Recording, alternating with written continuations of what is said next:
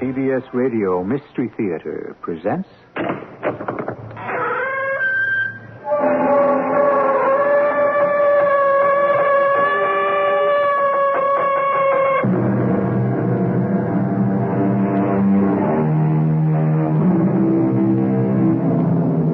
Come in. Welcome. I'm E.G. Marshall. No one comes into the world by choice. No one has a voice in this momentous decision. No one asks to be born. Pushed by the mother, pulled by the doctor, the brand new being is introduced to his life. There is a highly respected theory that all later anxieties reproduce the trauma of this first bloody battle, the one called birth, the one from which no one emerges without wounds. This has a logical sound to it, and for all I know, it's true. I am youth. I am beauty. I am a creative person. I am light and love and everything harmonious. I am in tune with the universe. I am everything that is good. I am that truly remarkable human being, myself. A precious thing to be. Separate and unique.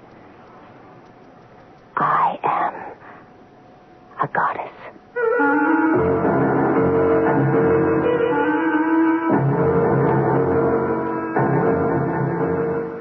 Our mystery drama, I Pronounce You Dead, was written especially for the Mystery Theater by Elspeth Eric and stars Morgan Fairchild.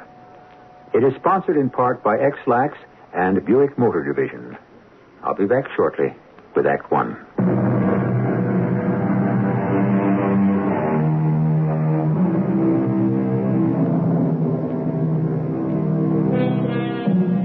It's a Midwestern town, neither very large nor very small.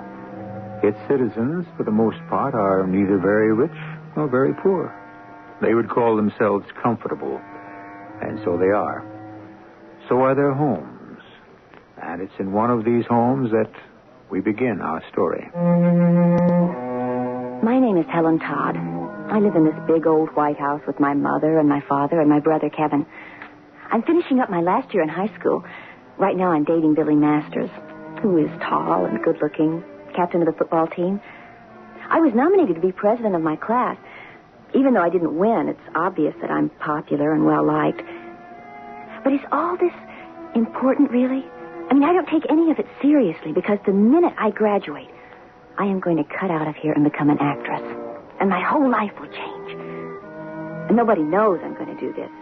Not my father or my mother or Kevin or even Billy. No one. But I know it. And I know it will be wonderful.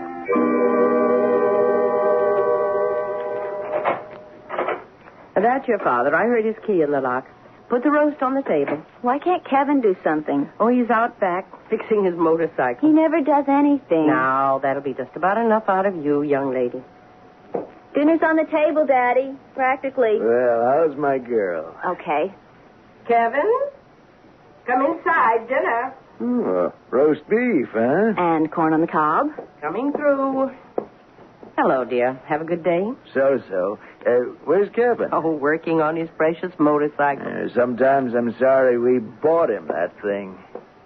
Oh, there you are, Kevin. Dinner ready? Sit down. Oh, before you sit down, get the phone, will you? It's not for me. Now, how do you know? Kevin, get it anyway. Okay. You never want to do anything. No. He gets everything he wants, and he never has to do anything. Well, he's a boy. Kevin, hurry up before everything gets cold.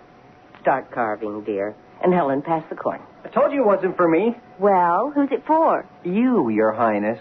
Oh. Excuse me, I better answer it. It's old creepy Billy Masters. Billy? Helen? Who do you think? Hi, this is Billy. I know. Helen, I called you because, you know the big dance Saturday night? What about it? Well, you see, We are going, aren't we? That's why I called you. Turns out I can't. Can't what? Can't take you. Why not? Well, I haven't been feeling so good, and my mother says... Well, what's the matter with you? Well, nobody knows yet. The doctor isn't sure. Billy, I bought a new dress. What am I supposed to do? We can get somebody else to take you. Well, everybody's got a date by now. Helen, I'm awfully sorry. Never mind. Just never mind.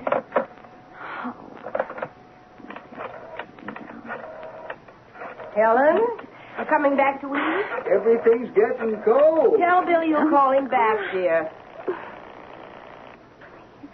Yes? Oh, Mr. Smith? Yes? This is Helen Todd. I have to see you. It's terribly important. Right now? Well, after dinner, if that's all right with you. In about an hour. Yes, that would be fine. I'll see you then. The door will be open. Walk right in. Oh, thank you, Mr. Smith. Helen? Yes, I have to go out right after dinner. Where to? None of your business. Helen, don't be rude. Where are you going? I have to see a friend. Oh, somebody we know? Well, no, I don't think so. It's somebody I just met myself a short while ago. Would you pass the corn, please?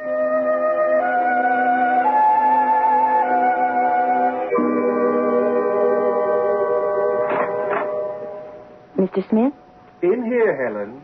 Come on in. How are you? All right, I guess. You're disturbed about something, I can see that. Well, yes, I am. Well, tell me about it. That's what I'm here for. I know, you told me. Sit down. My attention is all yours. Well, Mr. Smith, Why don't you call me Caesar? Caesar? It's my name. You're my friend, and all my friends call me Caesar. I haven't known you for very long. Do you really believe that? I just met you last week. Don't you feel that we have known each other forever? Since the beginning of time, or before that?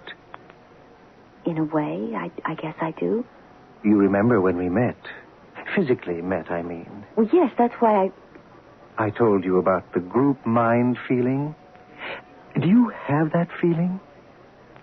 I think I'm beginning to. That's why I called you. And in the group mind, we are all one. Yes. Yes, I believe that. Therefore, it must follow that you and I have known each other forever. Must it not? I guess so. You must not guess. You must know. You must feel. You must believe. Otherwise... I do. I know. I feel. I believe. I do. I speak of the higher mind, of course, not the minuscule part of the mind which deals with multiplication tables and the dates of treaties and wars and such trivia. I know. Really, I do. And this higher mind has a center, a core of magnetic power. I know. Which can be animated into creative action. Yes, I know. And when I'm an actress... This center of dynamic power can be charged precisely as a battery can be charged with cosmic magnetism. Oh, yes. A magnetic field which can attract into your orbit the money you want, the love you desire, the friendships you seek, the work you aspire to, and all the mental, material, and spiritual treasures you yearn for. Oh, I believe that. I do believe it. Are you sure? Are you sure you truly believe it? Yes. Yes, I do believe it. To the depths of your soul? Yes. Then why are you here? Because I can't believe it all the time. Things happen. What happens? People do things. They hurt my feelings. What people? Oh, my mother, my brother, even my father, and now Billy. Billy? Billy Masters. We've been going steady, and tonight he called me and told me he couldn't take me to the dance Saturday night because he's sick or something, which I can't believe for 1 minute because I saw him at school today and he looked fine, and it's too late now for anybody else to ask me, and I have a new dress that I bought especially, and well, anyway, when he told me, that's when I called you. Because your great faith, your great belief wasn't so strong anymore. It was wavering. It needed reinforcement. Yes. Yes, is that possible? It can be done. Can you? Will you do it? I can. I will. Oh, please. Please, it was such a beautiful feeling when I believed. I loved everyone. I was in love with everyone. I even loved myself. I loved the world. Look deep into my eyes. Are you going to hypnotize me? I'm going to make you believe. Call it telepathic hypnosis if you like. Now, look into my eyes. I'm looking. Give me all your attention. Listen to what I am saying. And repeat my words. Yes, I will. I am Helen Todd. I am Helen Todd. I am youth. I am beauty. I am a creative person. I am youth. I am beauty. I am a creative person. I am light and love and everything harmonious. I am in tune with the universe. I am light and love and everything harmonious. I am in tune with the universe. I am everything that is good. I am everything that is good. I am that truly remarkable human being, myself, a precious thing to be, separate and unique. I am that truly remarkable human being, myself, a precious thing to be. Separate and unique. Separate and unique. I am a goddess. I am a goddess. How do you feel, Helen? It's come back. What's come back? That feeling. Tell me about it. I feel as though I could reach out and touch the air. Is it a good feeling? Oh, yes. Would you call it... What would you call it? Happiness and... No, it's more. It's joy, rapture, ecstasy. Will it stay with me? For always, this feeling? It may have to be renewed from time to time. Nothing lasts forever. Will you renew it for me? Of course. What if you're not here? What if I can't come to see you? It's not absolutely necessary. I could produce the same state of consciousness if I were 1,000 miles away. I could produce it over the telephone. You mean that, really? You could do it over the telephone? Call it traveling clairvoyance. Call it astral projection. Call it what you will, so long as it produces the altered state of consciousness. That's all this is? What I feel? Just an altered state of consciousness? Like falling asleep. Another altered state. Oh, it's much more than that. It's much better. I feel so strong. Oh, Mr. Smith, I can't thank you enough. No thanks are due and none expected. But I've been a nuisance. I've taken up so much of your time. Wait. You're not leaving. Oh, well, I think I should. What about young... What's his name? Young Masters. Billy?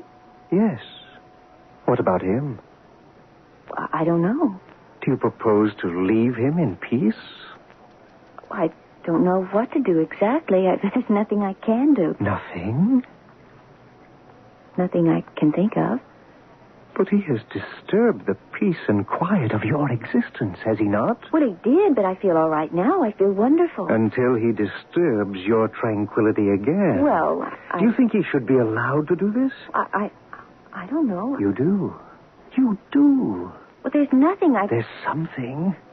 A curse? A blast? You mean like a hex? I mean, I've heard of... Call it what you will, but I assure you, Helen, a hex or a curse or a blast can only be brought down upon a person who deserves it. It cannot be used promiscuously. Those who make trouble for others deserve what they get. I'm trying. Have you ever heard of the Fellowship of Ancient Mind? It is 6,000 years old. And the arch-druid Tyron...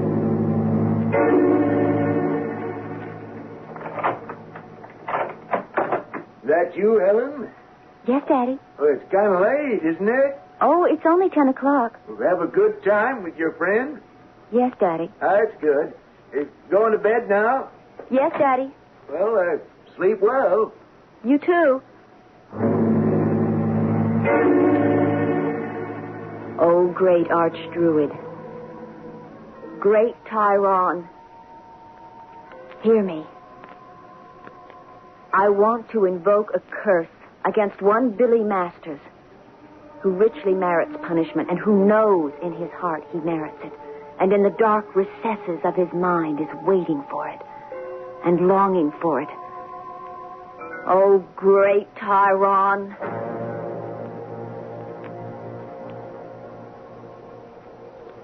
I spoke to the great archdruid Tyron for nearly an hour.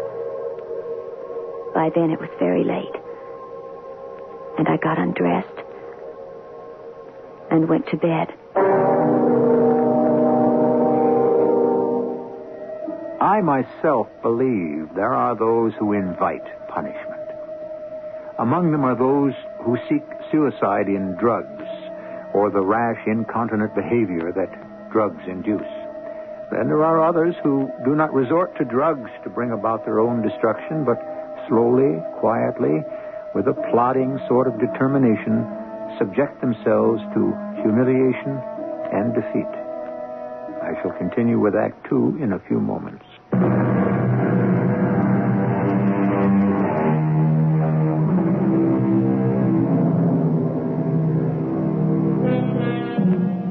Our little heroine, Helen Todd, 18-year-old high school student and aspiring actress, has been wounded sorely by her boyfriend, Billy Masters. Seeking relief from her hurt, she has gone to see an older man, Caesar Smith, who has produced in her an altered state of consciousness, whose chief trait is a feeling of great power. Close upon this, he has tutored her in the ways of the fellowship of ancient mind and the great archdruid Tyron. O great Tyron, hear me. O holy and revered archdruid, I invoke a blast against Billy Masters, who richly deserves punishment, who knows he deserves it, who in the dark recesses of his mind is waiting for it and longing for it. I spoke to the great archdruid Tyron for nearly an hour. By then it was very late, and I got undressed and went to bed. But I couldn't go to sleep. I stared up into the dark. I was sure now that I would be a famous actress. I repeated the words Caesar Smith had taught me. I am youth. I am beauty. I am a creative person. I am light and love and everything harmonious. I am that truly remarkable human being, myself, separate and unique. I am a goddess. I remembered the first time I'd been on a stage. It was a morality play in the 6th grade. I played the part of cheerfulness who introduces the little girl to all her feelings, good and bad, and explains them to her. Everybody clapped hard when the play was over, and then somebody shoved me on the stage to take a bow by myself. I was so surprised. I was so embarrassed. I was so exalted, all at the same time. But afterwards, at home... Boy, did you look stupid. Stupid? That dumb grin on your face. I laughed fit to bust. Kevin, leave your sister alone. But Mother didn't really stick up for me. She never did. Just because Kevin was older and a boy. My mother didn't like girls, I don't think. I mean, anyway, she never really liked me. Not really. Like when she made me that blue taffeta dress. Stand still, Helen. What's this? Oh, it's some plaid I had left over. I thought we'd make a sash. I hate it. I hate the whole thing. It doesn't fit. It makes me look dumpy. Helen, I've worked a week on this. Well, dress. I hate it. Is that the thanks I get? Work and slave and go without? And that's my thanks? You're selfish, Helen, and you're thoughtless. I never liked that dress. I never liked any of the dresses she made me, but I never told her so again. And when I got to high school, she let me buy my own. Well, I don't see why, Mother. I think the dresses you make are pretty. It's just not worth it. She doesn't like anything. And I have to put up with her complaining. Store clothes. And with my heart the way it is, I just can't do it anymore. Oh, well. All right, then. It wasn't for my sake. It was for hers that I got to buy my own clothes. I thought about the pretty beige lace with the black velvet butterflies that was hanging in the closet. I'd saved and saved out of my allowance to buy that dress to wear Saturday night. Now Billy Masters had spoiled everything. I can't take you, Helen. I see, I haven't been feeling so good. My mother says, well, the doctor isn't sure, but... I felt as though I'd never get to sleep. Never. So I got out of bed and went into the bathroom and opened the medicine chest. There were a whole bunch of pills. Kevin's antihistamines, Mother's digitoxin for her heart, and... Yes, these must be Daddy's. Some sleeping pills. I took one. Then I took another, just to be sure. And I went back to my bedroom and looked out the window. I could see Kevin's motorcycle in the backyard. The moon was shining on the handlebars. How he loved that motorcycle. So proud of it, sitting on his damn cycle. He thought he was some kind of king or something. I went and lay down on the bed and stared at the dark. I'd never even had a bicycle. I mean, Daddy had promised me one, but Mother talked him out of it. She can talk him out of anything. He shouldn't give in to her the way he does. I mean, he should have known how much I wanted a bicycle and not let her talk him out of it. He gives in to her about everything because she has a bad heart. Her heart isn't that bad that he has to give in to her about everything, but he does. Like the bicycle. I don't think he loves me at all. Not the way he loves her. I didn't know how I got there, but there I was, in the kitchen, standing there, opening the drawer where the knives are kept. I picked the sharpest knife I could find and went outside. There was Kevin's motorcycle, gleaming and perfect. It looked like a throne, and I hated it. I hated it, and I took the knife. The seat of the motorcycle was blue and white leather, all shiny and new and perfect. And I slashed at it with the knife. I slashed it then from the front and to the back and then sideways, and the stuffing came out, and I was slashing... What do you think you're doing? Are you nuts? You are. You're nuts. No. Give me the knife. No, I won't. Stay away from me. Helen. I was back in the kitchen, and I've never felt so sure of myself. The knife was in my hand, and all of a sudden, there was my mother. She just walked in and was standing there. She looked very calm and cool, as though nothing had happened. Helen? Mother? What are you doing with that knife, Helen? That's my best carving knife. What are you doing with it? I cut up Kevin's motorcycle. You what? What did you say about the knife? I cut up Kevin with it. There's Kevin now. Do you know what this rotten kid has done, Mother? You deserved it. You asked for it. My motorcycle. Shut up. Now, Helen. Just shut up and leave me alone. I didn't know I could do it, but I did. I didn't know I was so strong. I brought the knife down on Kevin. He put his hands up to stop me, but it didn't do any good. I didn't even feel him. I just kept stabbing at him and stabbing and stabbing. And I heard my mother behind me screaming wildly. She was screaming, and then Kevin fell down. You killed him. Your brother, Helen. You killed your brother. Oh, Helen. My mother was walking toward me, and then she stopped, and her face got white. And she grabbed at her chest, and she swayed back and forth, and she reached for the table, but she couldn't reach it, and she fell down. I looked at Kevin with all the blood coming out of him, and I looked at my mother, all pale and still. I didn't feel powerful anymore. All my strength had gone out of me. After a little while, I knew what I had to do. I had to call Caesar Smith and have him fix everything back to what it had been before. I am Helen Todd. I am youth. I am beauty. I am light and love and everything that's harmonious. I am everything that is good. I am that truly remarkable human being, myself, a precious thing, a separate and unique. And I am a goddess. A goddess. Mr. Smith? It's me. It's Helen Todd. You remember what you said before, that I didn't have to come see you, that you could do it over the telephone? Alter my state of consciousness, you remember?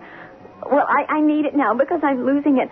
I'm going back. I'm getting confused, and I don't know what to do because I've killed my brother, and my mother is dead, too. She had a heart attack when she saw what I'd done. You see, she loved my brother, and when I stabbed him, she had a heart attack, and they're both lying on the floor here. And I have to bring them back to life. I have to stop Kevin's bleeding. I have to get my mother's heart pills. They're upstairs, only I can't move. All my strength has gone out of me. I tried saying those words you taught me, but it's not enough. It's just not enough. And I think if you could put me back where I was before, I could save them, because I do love them. You see, I really do love them. And I want them to be alive, and I'm sure I could do it if only you'd... Wait a minute. I hear something. Wait. Mr. Smith, it's my father's key in the lock. I have to hang up now because he'll come out in the kitchen. He always does, and he's going to see what I've done. I'm hanging up now. Daddy? Daddy, that you? It's me. I'm home. Where are you? In the kitchen? Don't come out here. Why not? Because I'm fixing you something special. Oh? What's that? Something, a special drink. Oh? You stay right there, and I'll bring it to you. Well, hurry up. My mind was working like lightning. Like terrible swift lightning. I filled the kettle.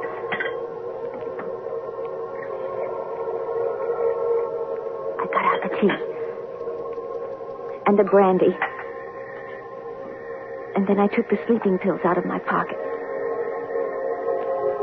Very carefully, I broke them open. One by one. All of them. And I put the contents into a cup. Helen? Yes, Daddy? Where's your mother? I don't know, Daddy. Where's Kevin? I don't know. Nobody home? Nobody. Except me. And you. Me and you, Daddy. The water was boiling by now, and I poured some into the cup. And added the brandy. Almost ready. Good. I stirred it and stirred it. I even took a little taste of it just to be sure. The tea was strong, and with the brandy, you'd never know there were 22 sleeping pills in the cup. I put the cup and its saucer on a little tray, and I took it into the living room. Well, well, well. What have we here? Tea. Oh, tea. Tea with brandy. Just the thing for a cold day. Aren't you going to drink it? Where's yours? Oh, I didn't want any. Well, I don't want to drink alone. Oh, well, you go ahead. I really don't want any. Have mine. No. Go ahead. No, I really don't want it. Sure you do. Daddy, I don't. It's for you. I'll go out in the kitchen and make myself a cup. You take this one. No, that's not the way it's supposed to be. Why not? Why not, Helen? Here, take the tea.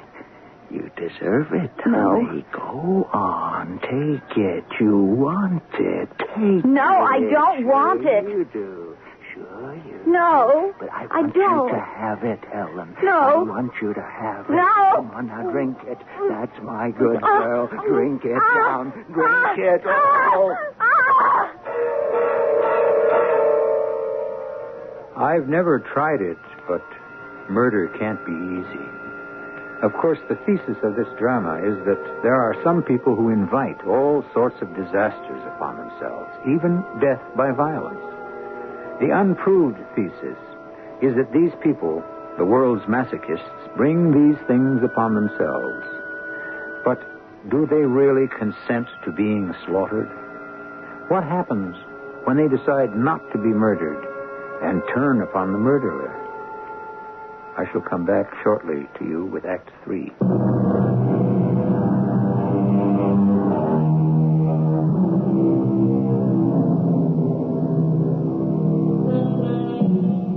Hurt and humiliated by being rejected by her boyfriend, Billy Masters, our young heroine, Helen Todd, has invoked a curse upon him.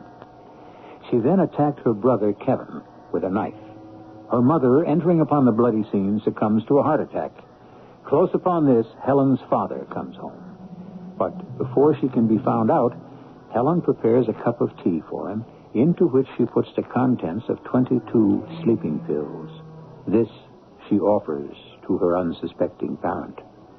Or does he suspect? Take the tea, Helen. No. You want it. Take it. No, I don't want it. Sure you do. No. I want you No. to have it, Helen. Come now. Drink it. That's my good girl. Sit down.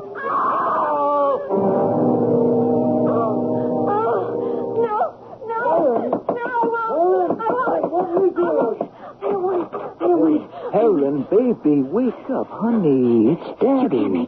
You can't make me. Wake up, honey. It's Daddy. Daddy, I don't want it. Don't give it to me. I won't. Oh, Daddy. Oh, you had a dream, sweetheart. No, it happened. No, nothing happened except you had a very bad dream. It did. I did it. You did? I did. You did what? It was Kevin's bicycle. His motorcycle. I took a knife. That's how it all started. What started? I cut up his motorcycle.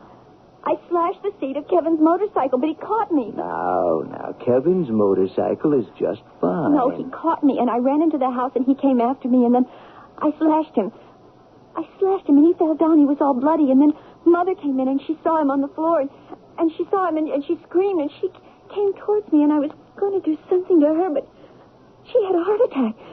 She fell down, too, and then you came home. Oh, I've been here all the time, honey. I didn't want you to see them dead on the floor in the kitchen, so I made you some tea, and I put all the sleeping pills in the tea and some brandy.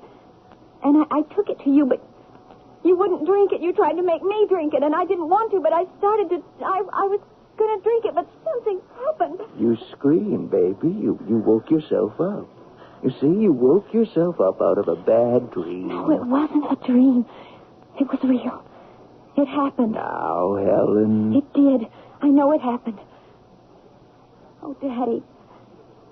After I killed Kevin and Mother, I telephoned Caesar Smith. I felt so awful. I wanted to save him. Now. See, I thought that if I could stop the bleeding, I'd get Mother's digitoxin pills, the pink ones. That way I could save them. But I didn't feel strong enough, so I called Caesar Smith. Only then you came home. Honey, you couldn't kill anybody. But I did. And you couldn't bring anybody back to life either. Look, baby, Mother's downstairs right now getting breakfast, and Kevin's there, too. And I'm here. So you see, you didn't kill anybody. You just had a bad dream. No, it was real. I did it. Now, you get out of bed right now, put on your robe, and come downstairs, and we'll all have a nice big breakfast. Okay? He went out of the room, and I got out of bed, and I put on a robe just to please him because I knew Kevin and Mother were lying dead in the kitchen. But I went downstairs anyway. Come and sit down, Helen. Pancakes. Get them while they're hot. Somebody pass the maple syrup, please. You feeling better, dear? Here's the syrup, Kevin. It must have been some dream. Well, I've had dreams like that. Scared me half to death. You want to talk about it, dear? Sometimes that helps. Well, I don't think she wants to talk about it right now. Oh, maybe later. Eat your pancakes, Helen, and drink a nice glass of cold milk. Kevin, pour Helen a nice glass of cold milk. Here, have some milk. Drink the milk, honey. Do you good. It was so silly. Because I knew they were dead. They just sat there talking all this dumb talk when I knew they couldn't talk because I had killed them and they were dead.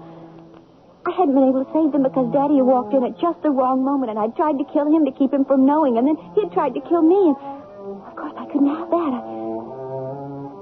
And now here they were just jabbering away as though nothing had happened. Oh, Helen, guess who called up this morning just before you came downstairs, dear? Who? Mrs. Masters. Masters? Yes, Billy Masters' mother. Creepy old Billy Masters. Now, none of that, Kevin. What did she want? Well, she wanted to tell me and wanted me to tell you that Billy's quite sick, dear. What's that? Billy's sick? Yeah, it happened quite suddenly. It seems he had a cold. Of course, they didn't pay much attention to that. Billy's always getting colds. But it hung on and hung on. And then yesterday, the doctor said it might be influenza. He wasn't sure. Then last night, in the middle of the night, he got much worse. And they called the doctor, and he said it was pneumonia. Pneumonia? Well, they have penicillin now. Yes, but there's a certain kind of pneumonia that doesn't respond to penicillin or any other kind of drug. And they're afraid that's the kind that Billy's got. Well, I sure hope not. Where are you going, Helen? Upstairs. But what about your pancakes? I'll leave her alone. Let her do what she wants. Oh, dear, she didn't even drink her milk. I got dressed in a hurry. I knew I had to do something and do it quick. It was bad enough that I'd killed my mother and my brother and almost killed my father, but now Billy Masters was going to die, too. They'd catch me. They'd put me in jail for 1,000,000 years. Where are you going, Helen? Out. Have you picked up your room? They simply didn't understand. None of them did. I was a black murderer, and they didn't even know it. Nobody knew it but me. And just possibly, Caesar Smith. Come in. I've been waiting for you. I thought you'd be waiting. Sit down, my dear. Thank you. Now, how did it go? You mean about... The hex, the curse, the blast. Has it taken effect? Oh, yes. Let's see. The young man's name was Billy, wasn't it? Billy Masters. Oh, yes. And? And he's very sick. Oh? Well, he brought it on himself, you know. You do know that, don't you? When he upset you, he brought it on himself. But he may die. Oh, I don't think so. Yes. I wouldn't have thought you had so much power. I killed my brother. Oh, surely not. And my mother, and I tried to kill my father. Don't you remember? I told you all of this on the telephone. You did? When? Last night. Just when last night? I don't know.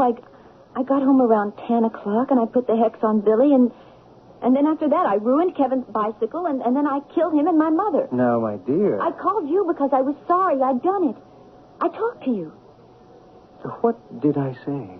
I don't know exactly. I don't remember because my father came in, and I tried to kill him, but he wouldn't.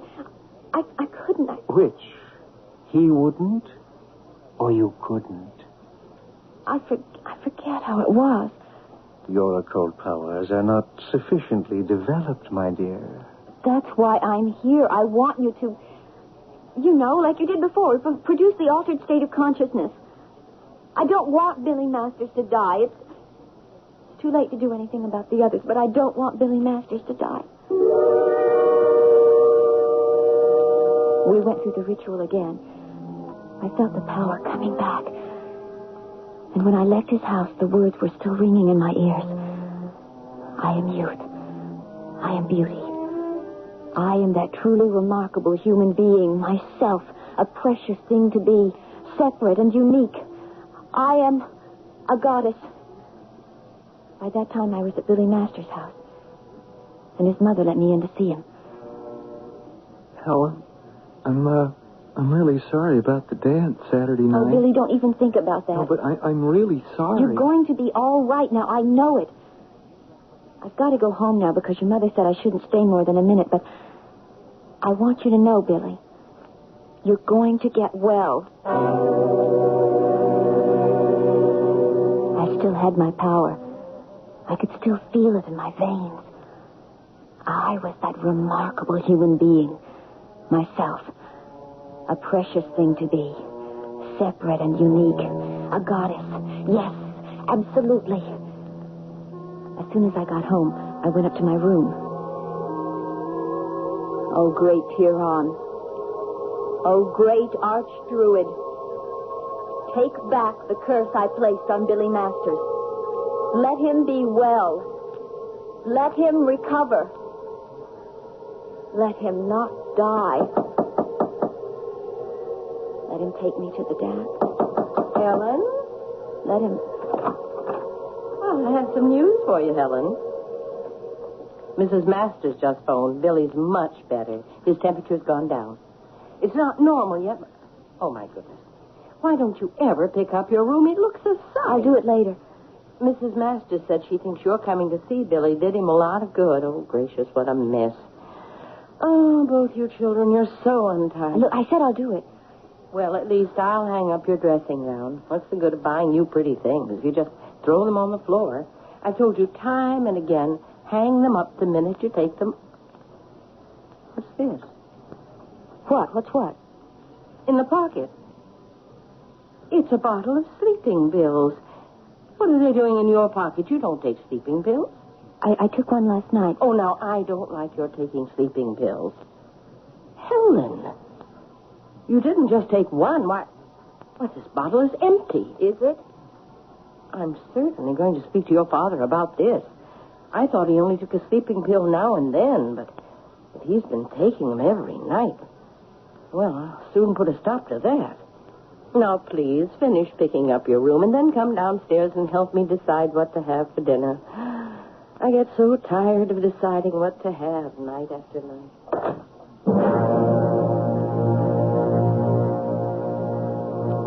It was weird, listening to her carry on like that about all those trivial things. She didn't know I had the power of life and death over all of them. Even Billy Masters.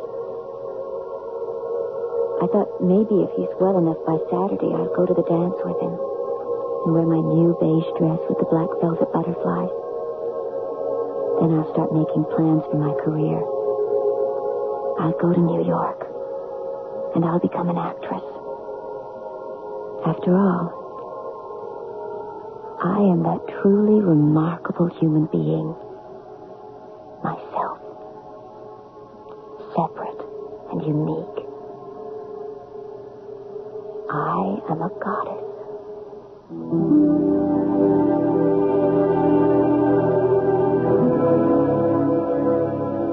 It's a marvelous thing to feel that you are young and beautiful and a truly remarkable human being, able to command the world. At least I guess it is. Later on, it's apt to be painful to discover that your power is not quite so great as you'd once felt it to be. That you cannot pronounce people dead. That they, too, have strengths of their own.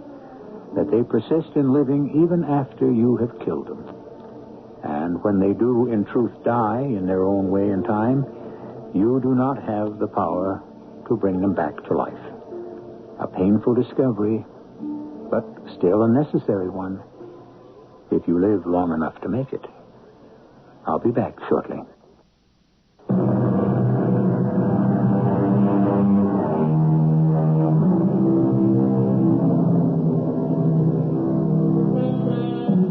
There is one small part of Helen's incantation that I find to be of value. And that is where she says, I am that truly remarkable human being, myself, separate and unique. For I believe that each of us is a remarkable human being, a particular set of genes that is duplicated nowhere else. Each of us is absolutely unique, and each of us is separate from every other set of genes, every other remarkable human being. The travail of life is learning how to overcome that separateness and at the same time to respect it, which is why life is hard. Our cast included Morgan Fairchild, Mary Jane Higby, Bob Caliban, and Russell Horton. The entire production was under the direction of Himan Brown. And now, a preview of our next tale. Yes? I have a coin here, and I want you to look at it. Yes. Well? Interesting. Yes, I thought so. This is a Washington 25-cent piece. They were first struck in 1932, the bicentennial of Washington's birth. The obverse is the face of George Washington. Yes, I know. The reverse is the spread eagle. Yes, sir, but... Originally, and until 1963, they were made of silver. Well, what I want to know... Now, however, they consist of a copper-silver alloy. Is it counterfeit? Oh, no, never. This is from the Denver Mint, I can tell. Yes, sir, but the date... What about the date? Well, read it. I read it. That's all you can say? What do you want me to say? This coin was minted in 1986. How can you say it was minted in 1986? Yes, interesting point. Should I say it will be minted in 1986? Radio Mystery Theater was sponsored in part by Buick Motor Division and X-Lax. This is E.G. Marshall inviting you to return to our Mystery Theater for another adventure in the macabre. Until next time, pleasant dreams.